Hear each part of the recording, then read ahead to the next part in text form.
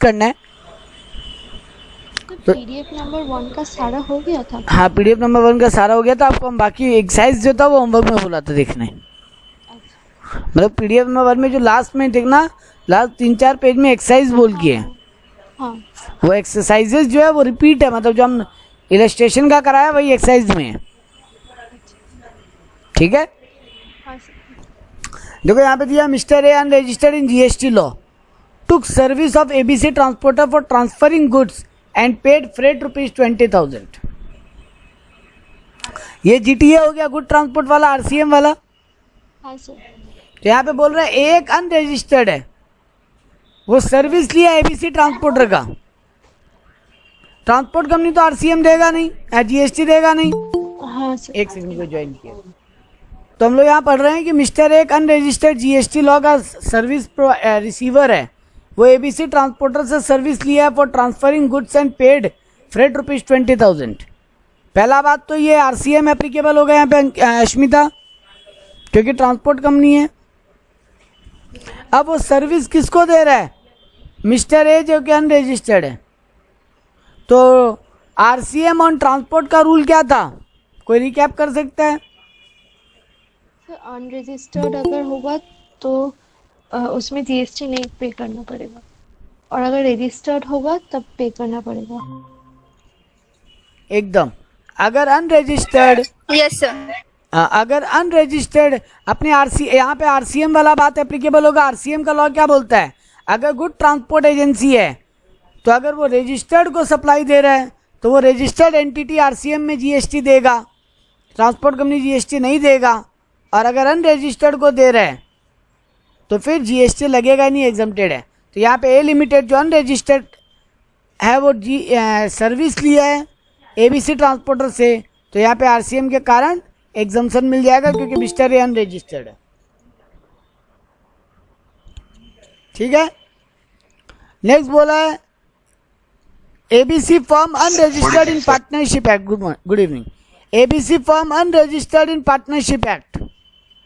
ABC firm unregistered है partnership act में, service लिया एबीसी ट्रांसपोर्टर का for transferring goods and paid freight ₹3 lakh. एक एबीसी फर्म है, पार्टनरशिप फर्म, वो एबीसी ट्रांसपोर्टर का सर्विस लिया है। ये भी आरसीएम का ही केस, क्योंकि ट्रांसपोर्ट सर्विस है, जीटी है, गुड ट्रांसपोर्ट एजेंसी।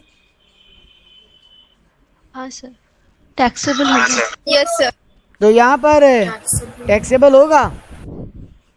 हाँ एबीसी अनरजिस्टर्ड है, वो पार्टनरशिप एक्ट में है। हाँ, पार्टनरशिप फर्म में अनरजिस्टर्ड है, जीएसटी में नहीं।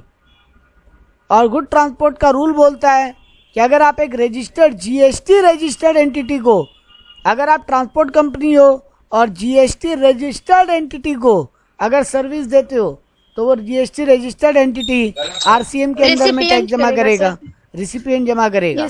और यहाँ रिसिपिएंट रजिस्टर्ड है, यहाँ नहीं बोला वो जीएसटी में अनरजिस्टर्ड है। चलो ठीक है। Next, x limited took service of ABC transporter for transferring goods and paid freight ₹2 lakh. या एक्स लिमिटेड एक कंपनी है, वो एबीसी ट्रांसपोर्टर का सर्विस लिया है अपना सामान कहीं पहुंचाने का।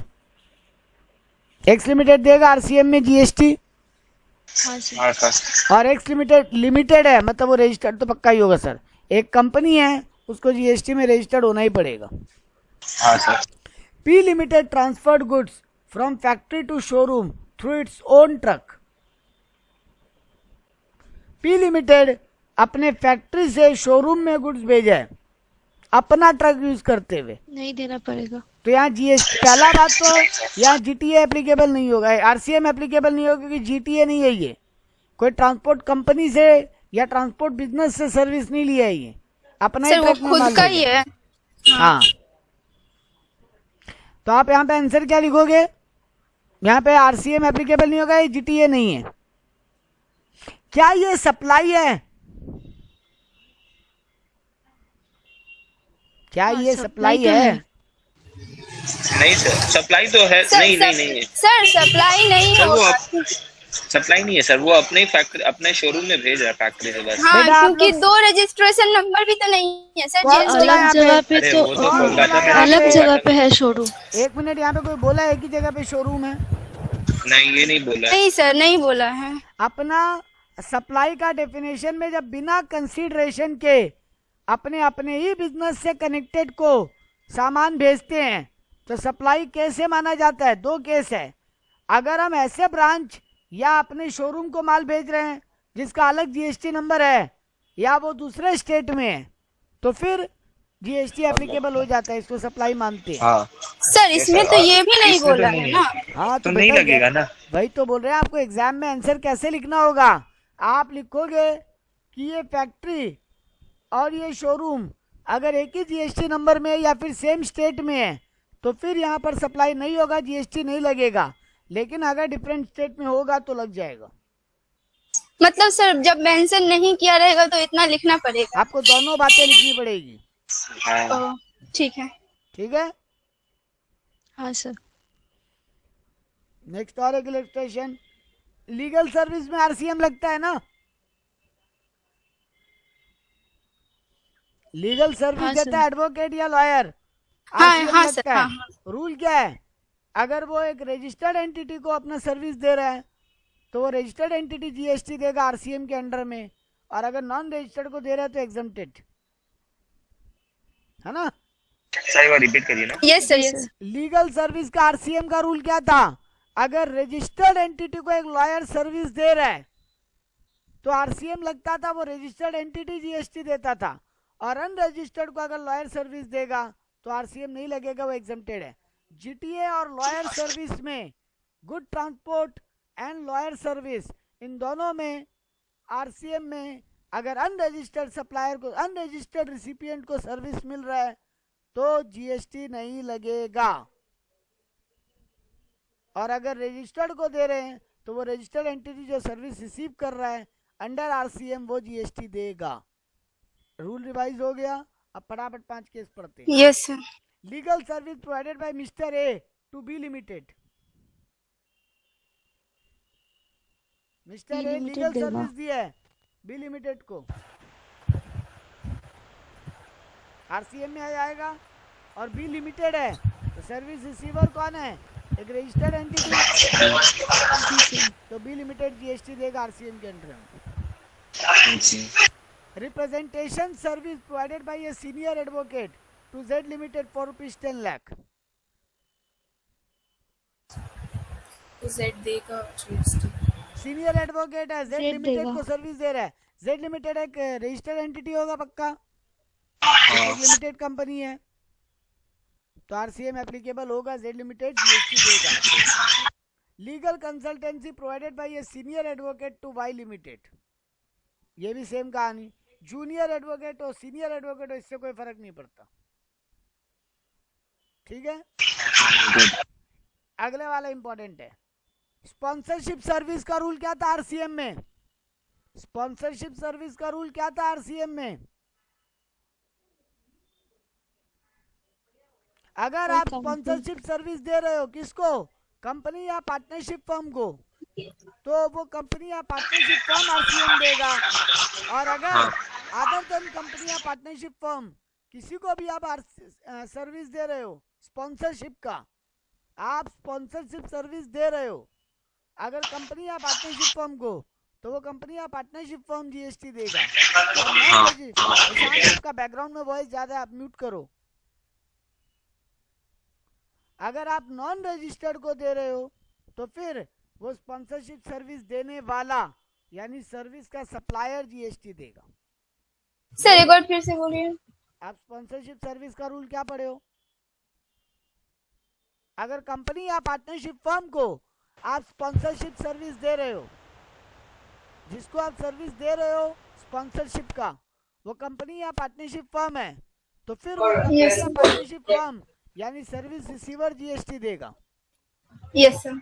और अगर आप अदर देन कंपनी या पार्टनरशिप फर्म किसी को भी स्पॉन्सरशिप सर्विस दे रहे हो, तो वो स्पॉन्सरशिप सर्विस देने वाला यानी सर्विस सप्लायर जीएसटी देगा। यहाँ पे एग्जम्प्टेड कुछ नहीं है, कोई एक तो जीएसटी देगा। ठीक है,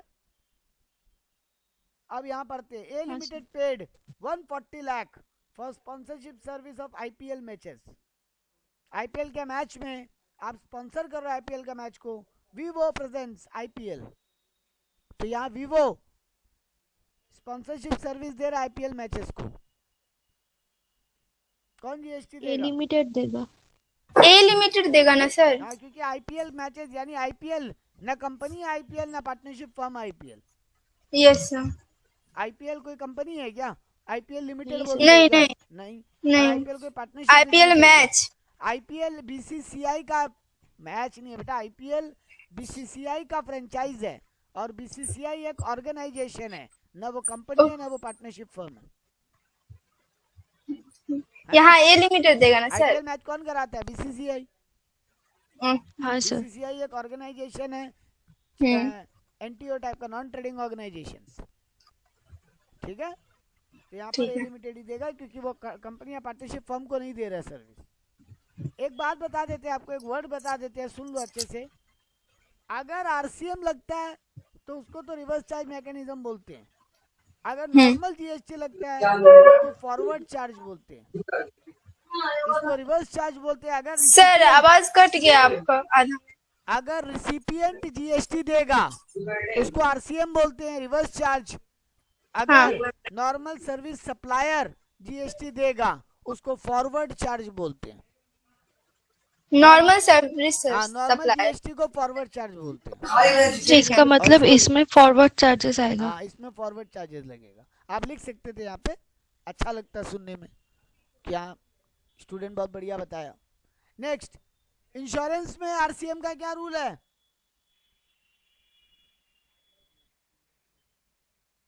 बेटा जी लोग, रूल भूलोगे तो बहुत बुरा गेम में फंसोगे। इंश्योरेंस कंपनी का जो एजेंट है वो इंश्योरेंस कंपनी को, हाँ, वो सर्विस जब दे रहा है तो इंश्योरेंस कंपनी ही पे करेगा। हाँ एग्जैक्टली। तो यहाँ पे ICICI insurance company paid commission ₹1 lakh to its agent mister M. कौन जीएसटी देगा? Insurance company. इंश्योरेंस कंपनी देगा। कंपनी देगा सर। Very good. चलो नेक्स्ट क्वेश्चन पे जाते हैं। डायरेक्टर वाला आरसीएम का रूल क्या था? डायरेक्टर कि अगर वो कंपनी के अलावा अलग से किसी सर्विस में कोई सर्विस दे रहा है तो दे तो कंपनी को ही रहा है बेटा। अगर वो होल टाइम डायरेक्टर है, वो अगर दे रहा है तो अगर वो एज एन एम्प्लॉई अगर कंपनी को सर्विस दे रहा है, होल टाइम डायरेक्टर है, एज एन एम्प्लॉई सर्विस दे रहा है, टीडीएस कटता है उस पर सैलरी का, यानी उसको सैलरी मिलता है, तो फिर जीएसटी लगेगा ही नहीं। उसके अलावा अगर वो कुछ भी कंपनी को सर्विस दे रहा है, मीटिंग में बैठ गया, सिटिंग फीस ले लिया, कंपनी का बहुत सारा डॉक्यूमेंट साइन करने का अलग से फीस ले लिया एज एन इंडिपेंडेंट डायरेक्टर, मतलब वो कंपनी का एम्प्लॉय नहीं है सर, सैलरी के रूप में पैसा नहीं ले रहा है, अदर देन सैलरी कुछ ले रहा है, तो फिर आरसीएम लगेगा और कंपनी जीएसटी भरेगा। कंपनी सर्विस रिसिपिएंट है, कंपनी जीएसटी भरेगा। ठीक है जी सर। चलो अब फटाफट क्वेश्चन पढ़ते हैं। Service by a whole time director to company for 78 lakh, GST लगेगा ही नहीं सर। होल टाइम डायरेक्टर है ना, मतलब जॉब कर रहे हैं। होल टाइम मतलब सुबह से शाम तक कंपनी में बैठता है वो। Service by a part time director for a consideration of 10,000, company देगा। Director sitting fees paid by a company to director to attend a board meeting, company देगा। Technical service by a director to his company for ₹15 lakh, technical service कुछ कभी problem हो गया, मदद कर दिया technology वगैरह में। यहाँ पे तो नहीं बोला कि होल टाइम है कि पार्ट टाइम। देखो बेटा, सर्विस दे रहा अलग से तो ये होल टाइम तो नहीं है, मतलब ये क्वेश्चन बता देता आपको, नहीं तो टेक्निकल सर्विस दे रहा है खाली, तो ये अलग से आप कोई सर्विस देते हो, आप सैलरी के रूप में पैसा नहीं लेते हो, तो ये क्या सैलरी का कोई एग्रीमेंट में लिखा होगा क्या कि तुम टेक्निकल सर्विस दोगे अलग से उसका फीस मिलेगा? ऐसा नहीं होता। तो यहाँ पर सम बताएगा अगर, तब तो आरसीएम नहीं लगता। सम कुछ नहीं बता रहा, आप एज्यूम करोगे कि वो अलग से सर्विस दे रहा है तो आरसीएम लगेगा, कंपनी जीएसटी देगा। ठीक है हाँ सर। चलो नेक्स्ट क्वेश्चन पे आओ। X is a GTA x एक गुड ट्रांसपोर्ट एजेंसी है, वो इनपुट परचेज कर रहा है intra state from registered dealer 1 lakh रुपया का, जीटीए है और इनपुट खरीद रहा है। अरे भाई ऑब्वियस बात है, ट्रक कंपनी है, ट्रक का कोई बिजनेस चला रहा है तो कुछ तो इनपुट खरीदा ही होगा। इंट्रा स्टेट खरीदा मतलब विद इन द स्टेट खरीदा है 18% जीएसटी देकर। ट्रांसपोर्ट सर्विस दिया है वो रजिस्टर्ड पर्सन को अंडर जीएसटी लॉ 80 लाख रुपया का, और ट्रांसपोर्ट सर्विस दिया है कंपनी को भी 10 लाख रुपया का, जिस पे 5% जीएसटी है। क्या यहाँ पर कंपनी को जो वो सर्विस दे रहा है और रजिस्टर्ड पर्सन को वो जो सर्विस दे रहे हैं उस पे जीटीए टैक्स देगा? हाँ देगा। बेटा जीटीए कभी टैक्स देता है? जीटीए आरसीएम में एप्लीकेबल जब रजिस्टर्ड पर्सन है तो वही देगा ना, रजिस्टर्ड पर्सन देगा। गुड ट्रांसपोर्ट person, कंपनी में आरसीएम लगता है तो वो रजिस्टर्ड कंपनी जीएसटी देगा। और यहाँ पे दोनों ही रजिस्टर्ड को माल बेच रहा है, देख लो दोनों को सर्विस बेच रहा है। पहले 80 लाख का सर्विस बेचा है रजिस्टर्ड पर्सन को और दूसरा 10 लाख का सर्विस बेचा है कंपनी को, यानी जिसको वो कंपनी पे एजेंसी सर्विस दे रहे हैं दोनों ही रजिस्टर्ड होंगे, है ना? हाँ सर। तो वो लोग जीएसटी देंगे, आप नहीं, मतलब जीटीए जीएसटी नहीं देगा। अब हमको एक बात बताओ, अगर जीटीए अच्छा अनरजिस्टर्ड को अगर दे रहा होता तो यहाँ पे एग्जम्प्टेड ही हो जाता बेटा, एग्जेम्प्टेड हो जाता सर, जीटीए भी तो नहीं देता। जीटीए किसी हालत में किसी सूरत में टैक्स नहीं दे रहा होता, हाँ एग्जेम्प्टेड हो जाता है। एग्जम्प्टेड हो जाता।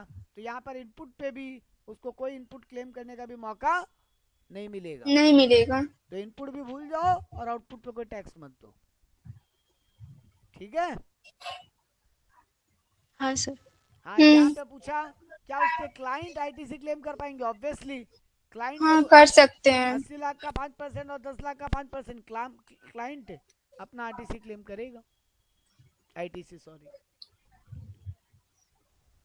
एक्सरसाइजेज है, एक्सरसाइज का क्वेश्चन हम छोड़ रहे हैं क्योंकि सेम रिपीट क्वेश्चन होते हैं एक्सरसाइज में।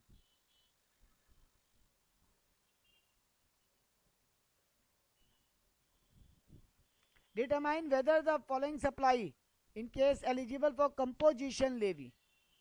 Composition क्या होता है? Any idea? Composite registration क्या था बेटा?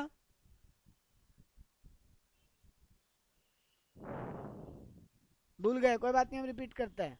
कंपोजिशन था अगर आप गुड्स बेच रहे हो, अगर आप गुड्स बेच रहे हो वो भी with in the same state, और आपका 75 लाख से कम का सेल है इन सर्टेन स्टेट और 150 लाख यानी 1.5 करोड़ से कम का सेल है इन फ्यू अदर स्टेट्स।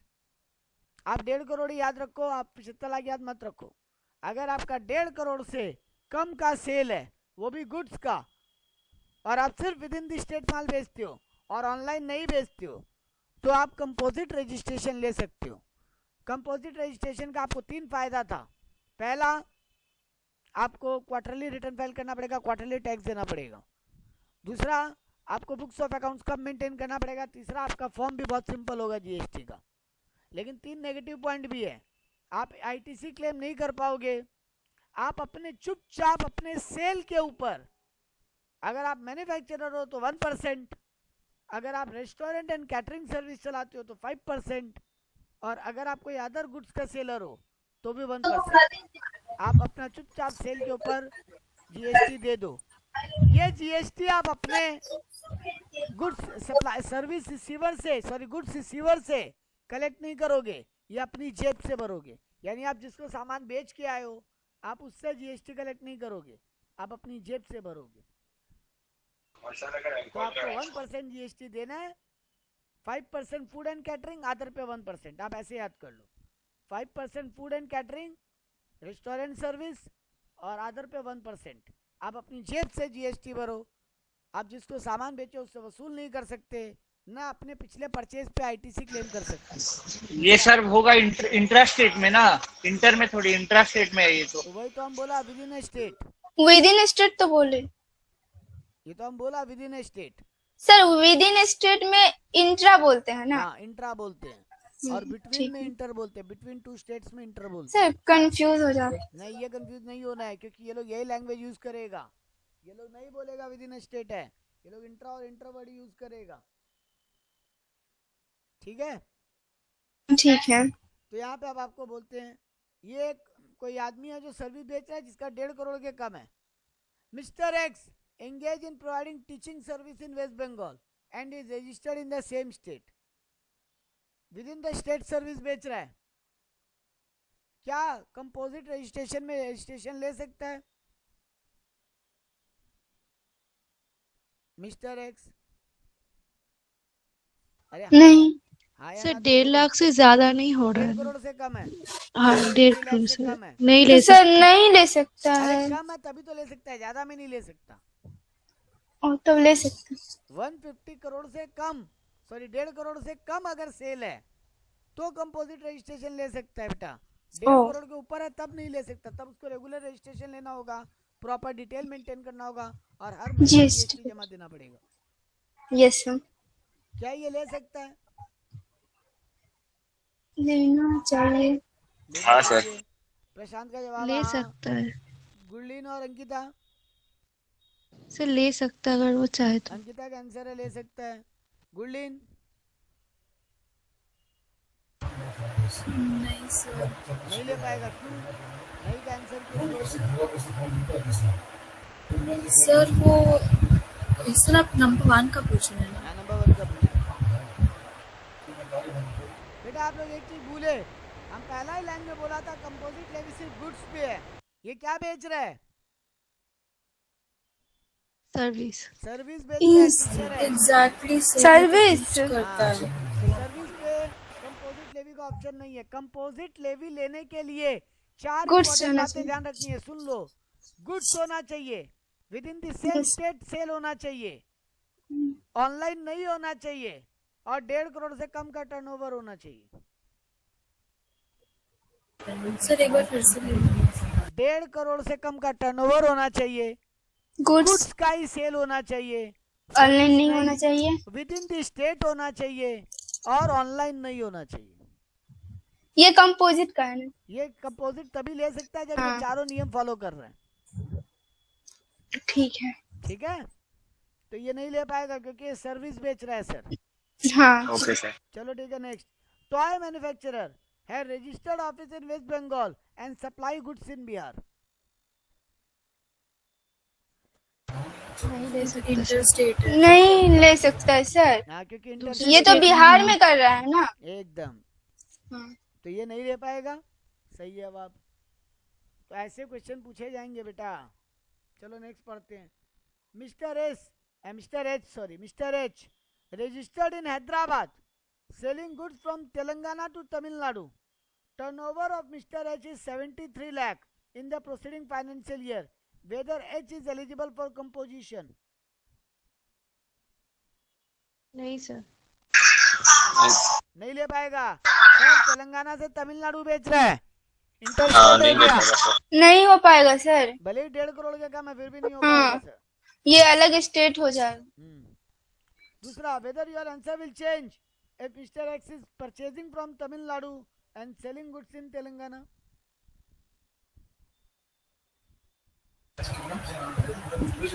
नहीं सर। सर इसमें भी तो नहीं होगा। बेटा अब फंस गए। क्यों सर नहीं? इतना वो खरीद रहा कहाँ से, उससे क्या फर्क पड़ता है? उसका बिजनेस कौन से स्टेट में है?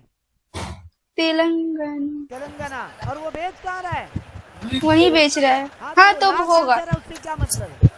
हम्म। वो कहाँ लेकिन पर 1.5 करोड़ registered से कम है ना। और वो कहाँ पे बेच रहा है? 1.5 करोड़ से कम भी है। यस सर ले सकता है। आँख खोल के देखना पड़ेगा। आँख नहीं बेटा, दिमाग खोल के देखना पड़ेगा।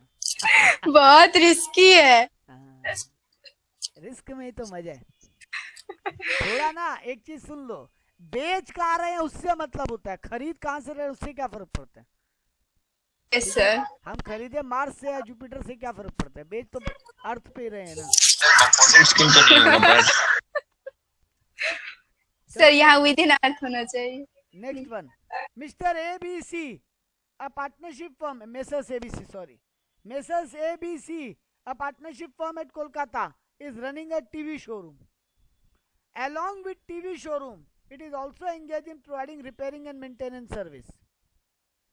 टीवी भी बेचता है और टीवी का रिपेयरिंग भी करता है. Turnover of the TV showroom was 72 lakhs and receipt of repair and maintenance service was 36 lakh in the preceding financial year. पिछले साल वो टीवी बेचा है 72 लाख का और सर्विस बेचा है रिपेयरिंग का 36 लाख का. तो टोटल सेल कितना हो रहा है उसका?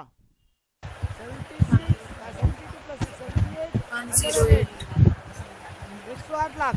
1 करोड़ 8 लाख.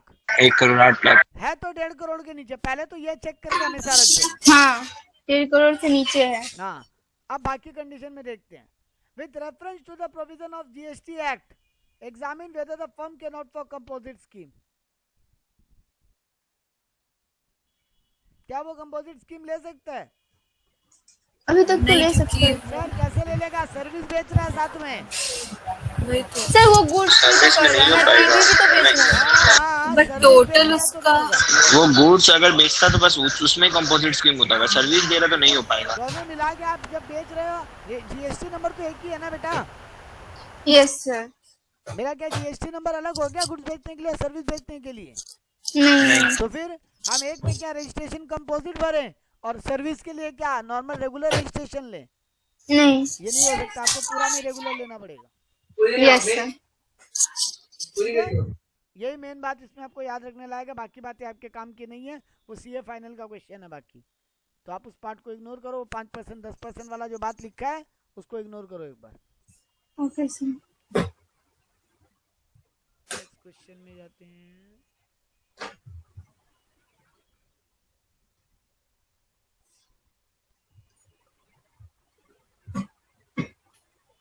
हाँ. ये सब काम का क्वेश्चन नहीं है. आपके कैलकुलेशन वाला क्वेश्चन आपके कंपोजिट स्कीम में नहीं देगा. ये सीए फाइनल का चीज है. सर जैसा अभी किया वैसा ही देगा ना? कंपोजिट स्कीम में आपको वैसे ही देगा. ये सीए फाइनल के क्वेश्चन है कंपोजिट के. कौन सा बुक है सर ये? है तो आपका प्रयास का बुक ही, लेकिन वो सारे तो लेवल इतना के लिए बुक बना. अरे बाबा वो सारे लेवल के लिए बुक बनाता है. सर हम लोग का बुक आया. आपका बुक आ गया? हाँ सर कल क्लास देंगे आप? कल आपका है ना? हाँ. हाँ कल आपको क्लास देंगे. कितने बजे से देंगे? मैसेज कर देगा. अभी मैसेज कर देगा क्लास के बाद. ठीक है सर. कंपोजिट का सम में मत जाओ आप, ये आपके काम का नहीं है.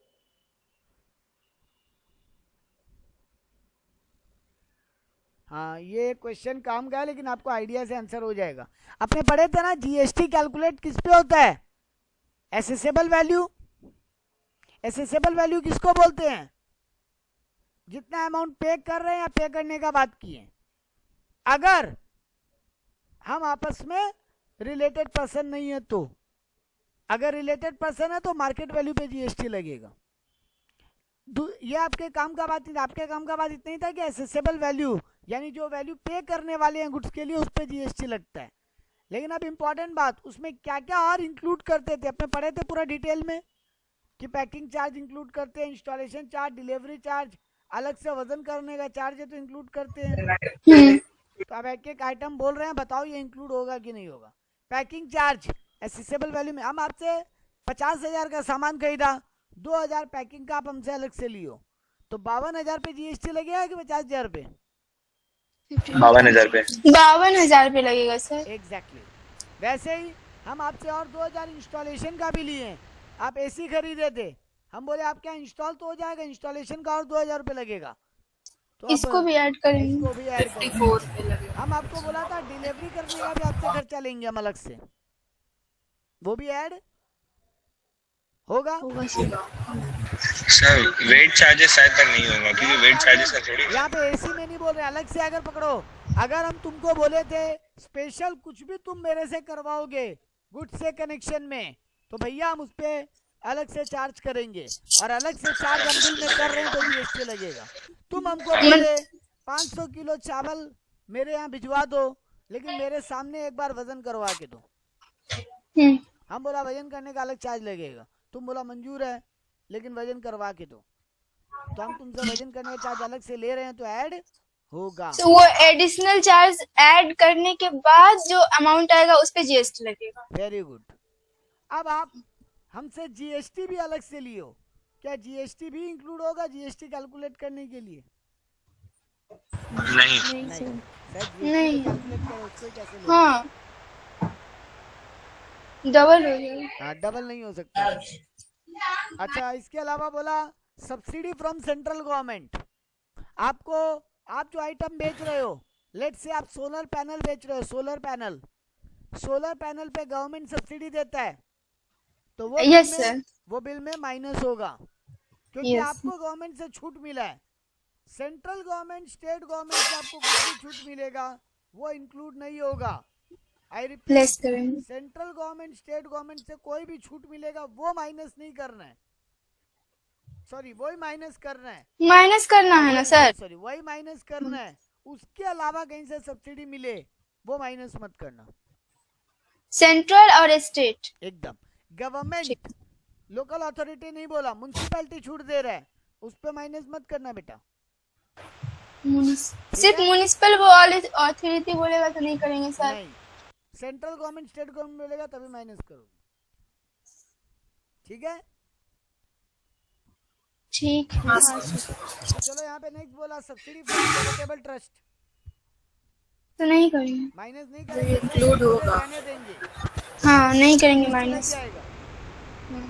Subsidy from local authority, sir ये नहीं होना चाहिए। हाँ तो नहीं माइनस करेंगे, इंक्लूडेड रहेगा ही, हाँ अलग से हटाएंगे नहीं उसको, वो गुड्स में, गुड्स के दाम में ऐड ही रह जाएगा। ठीक है। और interest on for late payment, आप मेरे से ब्याज लियो लेट पेमेंट का, उस पे जीएसटी लगेगा,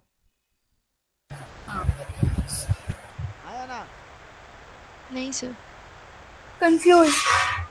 चलो वेरी गुड, सबसे बढ़िया आंसर, कंफ्यूज। सोच के बोलो, मन में आंसर इमेजिन करो। आप हमको 10,000 रुपया पेमेंट करने वाले थे, हम बोले थे 2 महीना में पेमेंट कर देना, आप 2 महीने से लेट हो गए, हम आपसे 10,000 का 10% ब्याज भी लिए, मान लो 100 रुपया, तो क्या उस 100 रुपये पे भी जीएसटी लगेगा? लगेगा जीएसटी। हाँ लगना चाहिए। बिल्कुल लगना चाहिए बेटा, लेट पेमेंट पे जीएसटी लगता है, लेट पेमेंट भी लगेगा ना तब। हमको गुड्स के अगेंस्ट में इनकम है ना ये, तो गुड्स के अगेंस्ट में इनकम है तो जीएसटी देना पड़ेगा, गुड्स के कारण ये ब्याज मिला है, हाँ तो आपको इंटरेस्ट पे भी जीएसटी लगेगा। जीएसटी लगेगा। जैसे आप देखो यहाँ पे एक सम दिया, इस टाइप का सम देता है, mister A, a registered supplier is manufacturing taxable goods. It provides you the following detail of taxable interstate supply made for the month of March, जो भी है 2021-22, जो ईयरली लो, कोई फर्क नहीं पड़ता। आपको बोल रहा है गुड्स का लिस्ट प्राइस 15 लाख रुपया, गुड्स का लिस्ट प्राइस यानी गुड्स का दाम 15 लाख रुपया है। उसके अलावा सब्सिडी मिला है, आपको फॉलोइंग आइटम और दिए है, subsidy receive from central government for supply of government, ये माइनस, ये सेपरेटली है, ये चार्ज हो रहा है, मतलब तो ये इसलिए नहीं करेंगे ना सर, तब छोड़ देंगे। इसका कोई इफेक्ट नहीं होगा। यही अप्रोच देखना था, अगर मिला हुआ है तो हटाएंगे ना सब्सिडी। हाँ ये तो सेपरेट से दिया हुआ है ना सर। हाँ तो ना लगाएंगे ना हटाएंगे। हाँ कुछ नहीं करेंगे। सब्सिडी रिसीव फ्रॉम एनजीओ,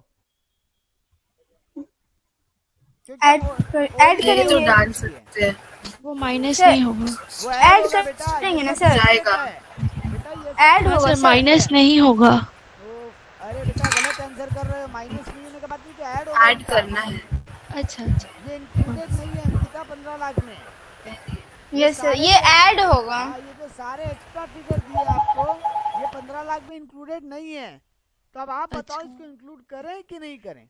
तो आप बोले हाँ, include होगा। इंक्लूड मत कीजिए सर, तो सही जवाब। तो सर एक क्वेश्चन है कि बोलो।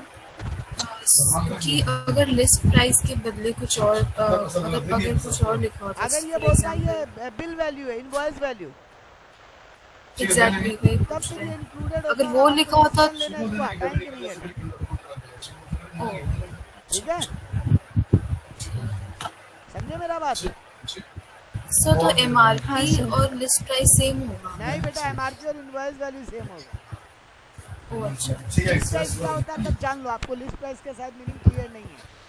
लिस्ट प्राइस ना बेटा सिंपल मीनिंग में समझो, आप एक मैन्युफैक्चरर हो, हम एक होलसेलर है, हम आपके पास जब खरीदने आए ना तो आप हमको बाजार का भाव नहीं बताओगे ना बेटा, बाजार का भाव पे आपको दोगे तो हम क्या बेच के कमाएंगे। लिस्ट प्राइस होता है जो आपका कैटलॉग प्राइस है, जो आप एक होलसेलर को प्राइस दिखाते हो, कस्टमर को नहीं, समझे। आप एक समझो, आप एक मेन्यू बना रखे हो अपनी दुकान में कि जब भी होलसेलर आएगा उसको यही दाम दिखाएंगे और कस्टमर आएगा तो उसको एमआरपी पे बेचेंगे। ओह अच्छा। ठीक है। हाँ समझ गया। चलो अगला item, tax levied by municipal authority. Add करेंगे। ये इंक्लूड ये होगा। इंक्लूड करेंगे, ऐड करेंगे सर। याद हम बोला था जीएसटी के अलावा और कोई भी टैक्स या ड्यूटी लगे उसको गुड्स में इंक्लूड करके जीएसटी लगाएंगे। जीएसटी के अलावा और कोई भी एक्साइज ड्यूटी, कोई भी टाइप का ड्यूटी या टैक्स लगे वो बिल में ऐड मतलब करेंगे सीजीएसटी और एसजीएसटी को छोड़ के बाकी सारा टैक्स ऐड होगा एकदम। तो ये 50, ये 20,000 ऐड होगा। Packing charge, yes sir. Packing charge add करेंगे, ऐड होगा सर। बिल्कुल ऐड होगा। Late fee paid by the recipient for supply for delay of payment of invoice. 6,000 रुपये लेट फी है, लेट फीस है, ऐड भी ऐड होगा। करेंगे। बिल्कुल ऐड करेंगे सर। बिल्कुल ऐड करेंगे। तो ये देखो ठीक 15 है। लाख में subsidy receive from central government nil लिख दिए, इसको ऐड नहीं करने का दरकार है। Subsidy receive from NGO add करेंगे, tax levy by municipal authority add करेंगे, पैकिंग चार्ज ऐड करेंगे, लेट फी ऐड करेंगे और 15,91,000 मेरा एसेसेबल वैल्यू हो जाएगा। अब इस पे जीएसटी देंगे, ठीक है। 15,91,000 पे जो भी जीएसटी का रेट होगा वो कैलकुलेट करेंगे। चलो एक सम्स और देखते हैं ऐसा। वैल्यू ऑफ द मशीन, लो आप वाला क्वेश्चन आ गया बेटा। वैल्यू दे दिया मतलब एमआरपी का इनवॉइस वैल्यू का बात हो रहा है यहाँ पे, ठीक है। यहाँ पे 9,80,000 में सब कुछ इंक्लूडेड है और देखो अगला लाइन लिख भी दिया, the invoice value includes the following figure. Value of the machine invoice value का बात कर रहे हैं, ठीक है। चलो आप बताओ, इसको हटाएंगे सर यहाँ पर अगर अलग से बताएगा नहीं कि इंक्लूड है तो हम लोग क्या इंक्लूड ही मानेंगे। मानेंगे। अगर वैल्यू ऑफ इनवॉइस मशीन बोला है, है। वैल्यू बोला मतलब इनवॉइस वैल्यू बोला है। बिल वैल्यू बेटा, बिल वैल्यू तो ठीक बिल है। जब बनता है बेटा सब इंक्लूड होकर फाइनल वैल्यू बनता है ना। हाँ हाँ। हाँ तो यहाँ पे इंक्लूडेड है मतलब बोले नहीं बोले आपको इंक्लूड मानना पड़ेगा अगर इनवॉइस वैल्यू दिया है तो, ठीक है। ठीक है। चलो आगे बढ़ते हैं, एक एक करके आइटम बताओ, हटाएंगे कि नहीं। अब उल्टा आंसर करना है यहाँ पे, इसको इंक्लूडेड रहने दें हाँ इसमें तो सारा इंक्लूड है। हाँ तो अब आप कैसे सोचोगे, इसको हटाएं कि रहने दें? उल्टा या न रहने दे। हाँ बस यही मन में फीलिंग लाना, हटाएं कि रहने दें। तो चलो टेस्टिंग चार्जेस रहने देंगे। ये तो रहने देंगे। वेटिंग चार्जेस वजन करने का खर्चा, ये भी रहने देंगे। सर ये टेस्टिंग चार्जेस क्या होता है। डॉक्टर के पास गए कोई माल चेक करके। हाँ मतलब गुड्स में हम अभी अस्मिता को उसका एग्जांपल, डॉक्टर के पास गए हो, सिंपल भाषा में वो आपका दिमाग टेस्ट किया था। हाँ अरे वाह, हाँ भी बोल रही है, मतलब डॉक्टर के पास दिमाग टेस्ट कराने गए थे। वेरी गुड, अच्छे खुद का पोपट खुद ही करवा लो, सामने वाला कर रहा है चलो हम ही करवा लो। टेस्टिंग चार्ज मतलब बेटा सर समझ गए अब। दिमाग का एग्जांपल दे रहे होते समझ गए। चलो ठीक है कोई नहीं। अस्मिता हमेशा मेरी सॉफ्ट टारगेट रही है, बेचारी फंस जाती है।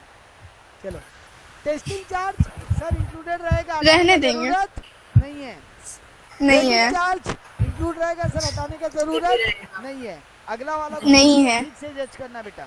Consultancy charges in relation to pre installing planning, मेरे को इस गुड्स को इंस्टॉल करने के लिए कुछ अलग से कंसल्टेंसी करना पड़ा जिसका 8,000 रुपया खर्चा लगा। बोलो सर लेकिन जो भी गुड्स से रिलेटेड अलग से चार्ज नहीं होगा सर। वो इंक्लूड तो होता ही है। वेरी गुड, वो इंक्लूडेड ही रहना चाहिए। सर वो रहना चाहिए।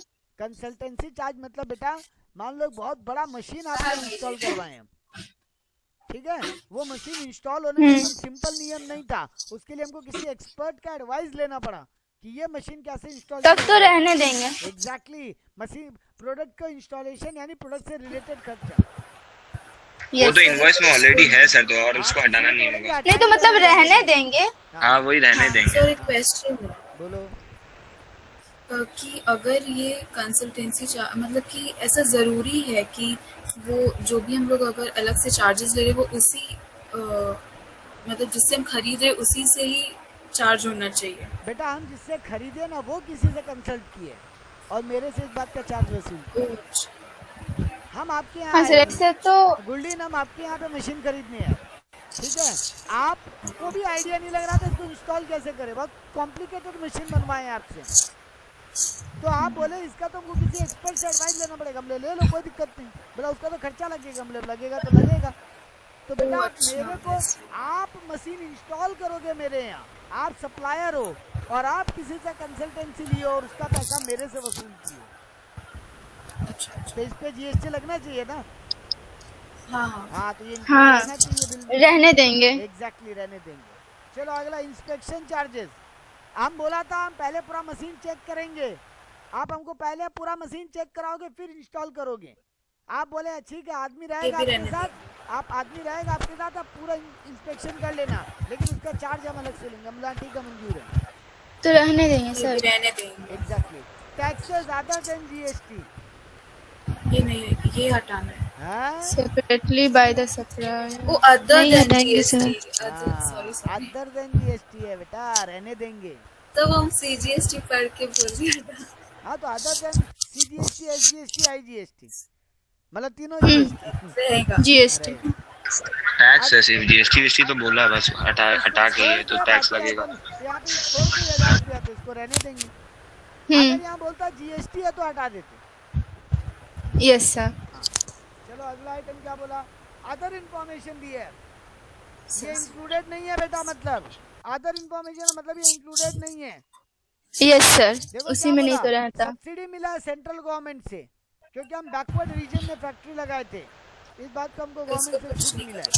इसको छोड़ दें, माइनस करेंगे इसको, है ना, सर माइनस कैसे करेंगे? माइनस कैसे करेंगे सर, वो अदर इंफॉर्मेशन बताया तो फिर नहीं है, इंक्लूड नहीं है ना। हाँ एक ही बात, इंक्लूडेड नहीं है, इसको रहने देंगे, करेक्ट सर इसमें कुछ नहीं करेंगे, इसको छोड़ देंगे। हाँ इसको रहने देंगे। अगला बोला subsidy receive from third party for supplier of machine of recipient, ये ऐड हो जाए, ये ऐड होगा। वेरी गुड, ये ऐड हो जाएगा, तो आपका काम हो गया, आप सब कुछ जोड़ घटाव कर लोगे, बोला जीएसटी इस पे 12% है, तो आप सब कुछ जोड़ घटाव करोगे, आपका एसेसिबल वैल्यू 9,06,250। गलत जवाब सर वही है ना, जीएसटी दे के। अच्छा आप जीएसटी हम पहले तो निकाले गुड्स का मैंने आंसर दे दिया सर, ये जंप कर दिया, चलो हम पहले गुड्स का वैल्यू तो निकाले, 10,15,000 आया, यस सर, उसके ऊपर 12% जीएसटी कैलकुलेट किए, अब यहाँ फिर value next seven. Wait okay, यहाँ भारी सिलेंडर होता, क्या आप हमको आप सीधा कितनी कहे थे, 10,15,000 पे 12% जीएसटी कैलकुलेट कर लेते,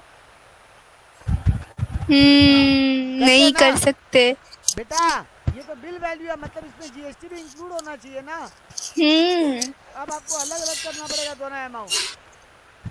हम ये क्या बोला था बिगनिंग में बेटा, ये इनवॉइस वैल्यू है ना, यस सर, यस सर, मतलब फाइनल बिल वैल्यू, एमआरपी में टैक्स इंक्लूडेड होते हैं, कैलकुलेट कैसे करोगे, ये 10,15,000 में 12% इंक्लूडेड है, मतलब 10,15,000 112% है, 112 है, 112 कितना होगा, यस बात समझ में आया सबको, तो ये आप डिवाइडेड बाई 112 इंटू 12 करके, क्योंकि जीएसटी इंक्लूडेड है तो 100% गुड का दाम होता है, 12% टैक्स होता है, यानी 112 yes, ये अपने आप में, तो 12 कितना होगा, 10,15,000 112 इंटू 12 करोगे 1,08,750 आएगा। अब आप बोलो 10,15,000 में से 1,08,000 अगर टैक्स है तो 9,06,000 गुड्स का दाम है ना? लीस्ट प्राइस होता तब नॉर्मली 12%। हाँ हाँ तब करेक्ट तो आप एकदम तो सर सिर्फ यहाँ पर 12/100 कर सकते, मतलब 12/100, एक 12/100 कर देते एग्जैक्टली 12/100। ठीक है। यस ऐसा सर। प्रैक्टिकल सम्स एग्जाम में आएगा बेटा, तो अगला प्रैक्टिकल सम हम आपके लिए छोड़ रहे हैं कितना मार्क्स का? बेटा। ये अलग आएगा मिनिमम 5 5 मार्क्स का से 6 मार्क्स का, ठीक है। अच्छा सर, नीचे में जो वो सारा नोट्स लिखा रहता है वो भी लिखना पड़ेगा क्या एग्जाम नहीं में? भी लिखोगे तो चलेगा, वो आपको सिखाने के लिए है सिर्फ बेटा। ये सॉल्यूशन जो दिया हुआ है वो सिर्फ करेंगे तो हो जाएगा ना? हाँ बिल्कुल, वो आपको सिखाने के लिए है बेटा कि इंसिडेंटल चार्जेस सब इंक्लूडेड ठीक और है। एडेड रहने देते हैं। सब्सिडी गवर्नमेंट को छोड़ के अदर कोई हो तो इंक्लूड करते हैं, और जीएसटी सब में लिखा हुआ था। तो छोड़ दो, वो आपको समझाने के लिए बेटा। कल को आप बुक को बोलोगे बुक खाली सम बना दिया, हमको बताया नहीं क्यों, नहीं तो आप बुक पे केस कर दिए तो फिर आरसीएम लगेगा एडवोकेट पे। बनाने वाले थे। इसके इलस्ट्रेशन नंबर 4, 5 ये सब आपके लिए होमवर्क है बेटा, खुद बनाओ। नहीं बनेगा हमको बोलो, हम बनवाएंगे। सब में यही है कि ये इंक्लूड होगा कि नहीं होगा, इंक्लूड होगा कि नहीं होगा। एडलेस करते हुए आपको जीएसटी निकालने मिलेगा। छोटा छोटा सम था देखो, जैसे ये सम दिखाई दे रहा है स्क्रीन पे, packing charge, freight, transport charge, extra designing charge, local charge, तो ये सब ऐड होंगे। Yes sir. तो आपको ये इस टाइप का सम देगा। सर लोकल चार्ज मतलब? लोकल चार्ज मतलब हो गया ना आपका म्युनिसिपैलिटी चार्ज, या आपका क्या बोलते हैं अच्छा, इस आसपास का टाइप कोई मतलब पोल्यूशन चार्ज। अगर आप टोल टैक्स से आए हो तो टोल टैक्स देना पड़ता है ना, वो सब चार्जेस। बस इसमें इतना ही सम्स है, खत्म है ये पार्ट। बहुत है। अरे बेटा ये सब प्रैक्टिस के लिए, आगे सब अनसॉल्व्ड है। आप करो तो करो, नहीं तो जितना हम कराएं उतना कर लो, या जो अभी हम छोड़े हैं इलस्ट्रेशन में 4-5 तो वो कर लो। पहले इलस्ट्रेशन